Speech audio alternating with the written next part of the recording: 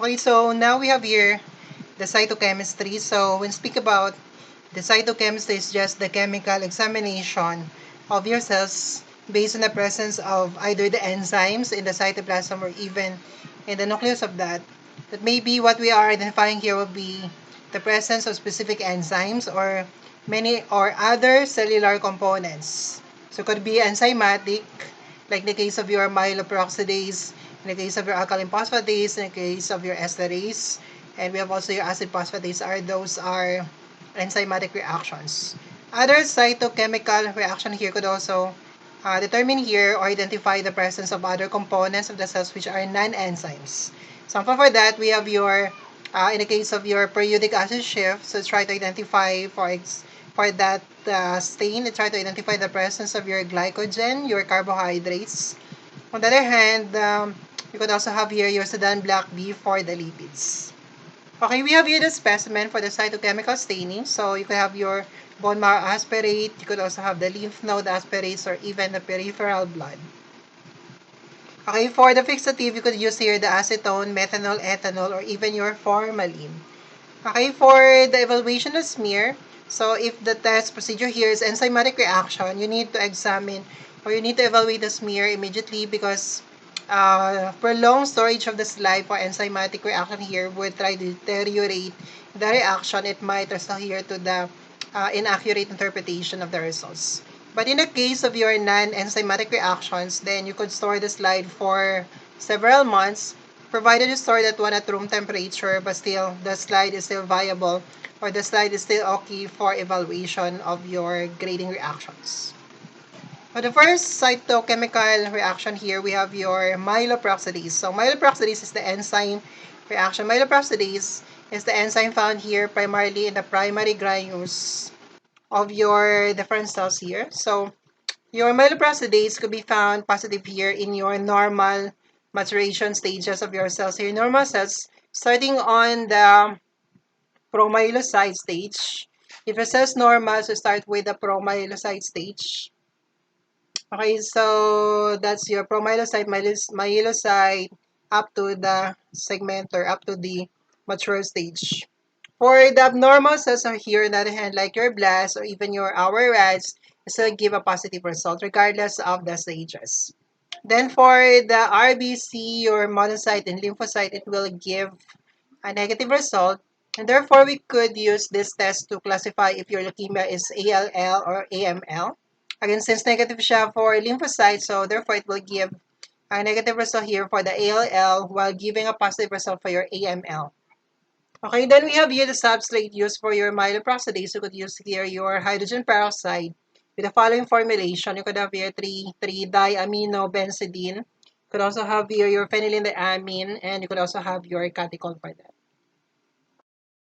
Okay, the next test here, cytochemical test, we have your Sudan black B. Sudan black B would stain here the lipid component of your cells, including your sterol, cholesterol, your neutral fats, triglyceride, and we have also here the phospholipids. So the activity of your myeloperoxidase parallel the activity of your, your activity of your Sudan black B parallel the activity of your myeloperoxidase. So however, this one could be found here in the secondary granules of your different cells here. So this one will give positive result for the normal cells starting on the earlier stage, the myeloblasts. Ang ating myeloperoxidase will give only a positive result starting on the promyelocytes. So making this Sudan black B as more sensitive test compared to your myeloperoxidase. Another one is also give a positive result here to all your blasts, even your RADs. It will also give a positive result here for the monocyte, but not for the RBC, but not for the platelets, and not for the lymphocytes. And therefore, this is also used here to differentiate your ALL being negative for the Sudan black B, whereas your AML will give a positive result here for the Sudan black B. Okay, the next one, we have here your esterases. So esterases, there are 9 isoenzymes related to your esterase. Okay, so we have here the specific esterase. So we have your naphtol ASD chloroacetate. So this will give a positive result to your granulocytes, but not for your monocyte. So this will help you differentiate between your AML, acute myelogenous acute myelogenous leukemia versus your AML acute monocytic leukemia.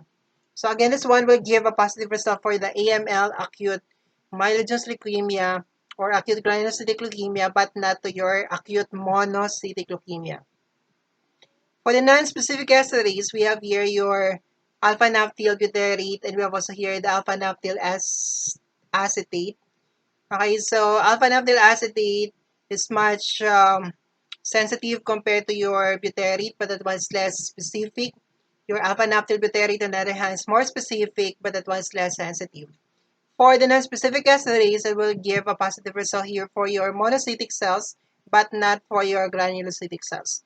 Therefore, again, it could help you differentiate between your acute myelogenous leukemia versus your acute monocytic leukemia.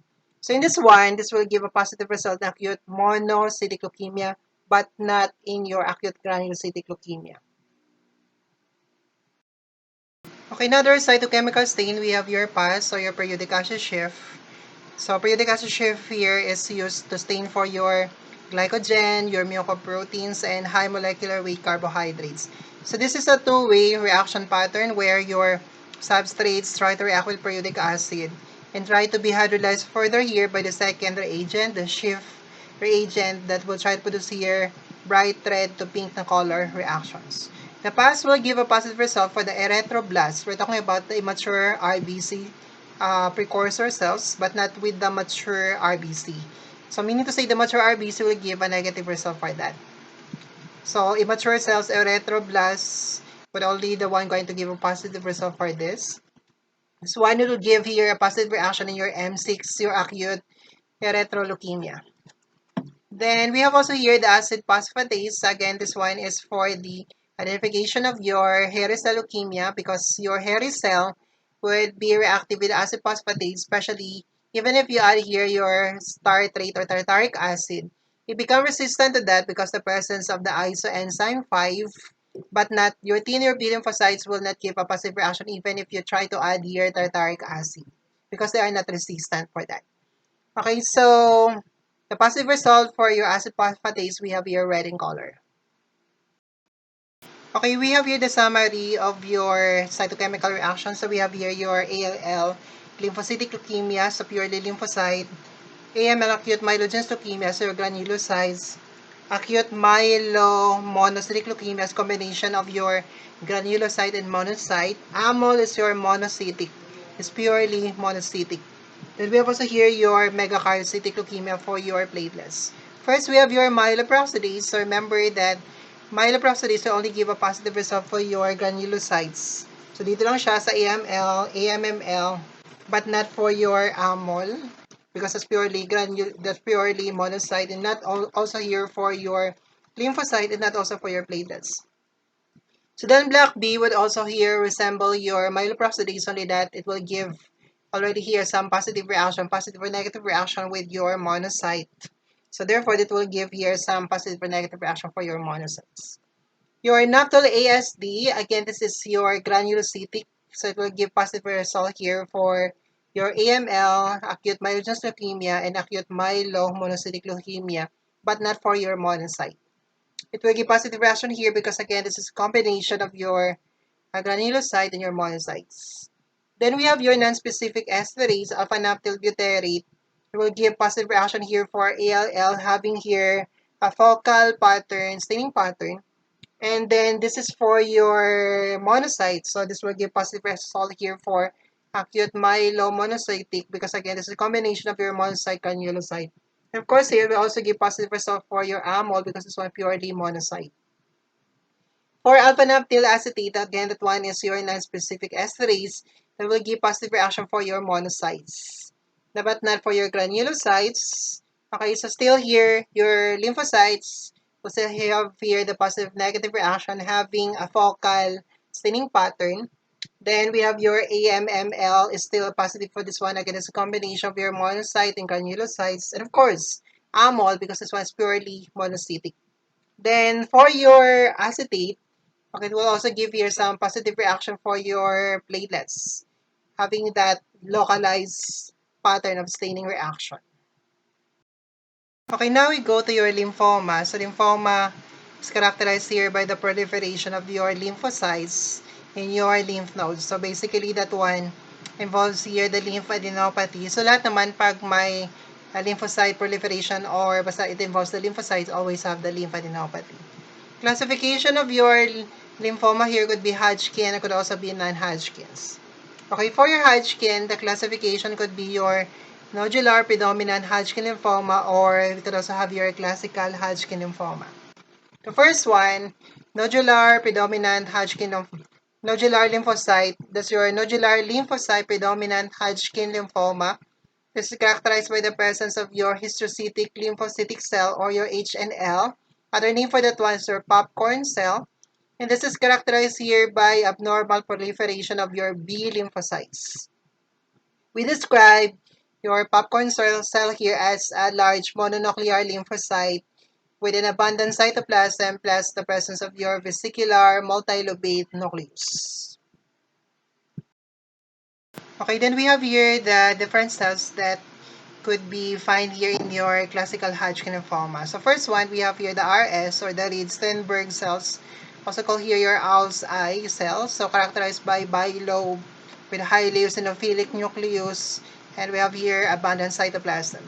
Another one, you could also find the HS, or Hodgkin cell, or HC, characterized by large mononuclear cells with an oval nucleus, thick nuclear chromatin, abundant cytoplasm.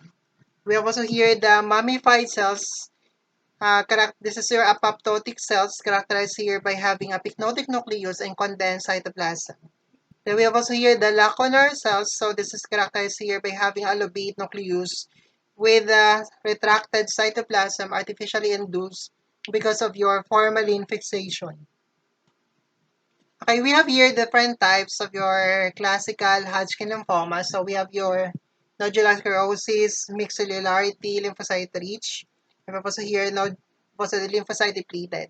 Based on the cells here, so all of them contains here the presence of your RS, Reed-Steinberg cells, and your lacunar, and then your Hodgkin cell. Only that in your nodular sclerosis will be identified by the presence of your nodular cells, your lacunar cells. All the other type here do not have the lacunar cells. So we have here the description for that. We have nodular sclerosis characterized by the presence of fibrotic band with the background of small lymphocyte histiocytes with eosinophils. Your mixed cellularity characterized by the absence of the fibrotic band with a background of small lymphocytes, eosinophil, histiocytes, neutrophil, and then we have also here the plasma cells. Lymphocyte rich, on the other hand, characterized by diffuse nodular background of small lymphocytes with an absence or have here the presence of few neutrophil or eosinophils. And lymphocyte depleted, on the other hand, characterized here by numerous Reed-Steinberg and Hodgkin cells, and would have here few background of your small lymphocytes. So here for the age, the prevalence, so most likely your classical would be prevalent here in young age population, 15 to 35, with the exception of your lymphocyte rich, that's more prevalent among old age population. So we have here the best prognosis. So maganda ito. So in the case of we have your nodular sclerosis. So pag sabing good prognosis, so high chance of the patient to recover. Very aggressive, so hindi natin gusto ito. So very aggressive of them all would be your lymphocyte depleted.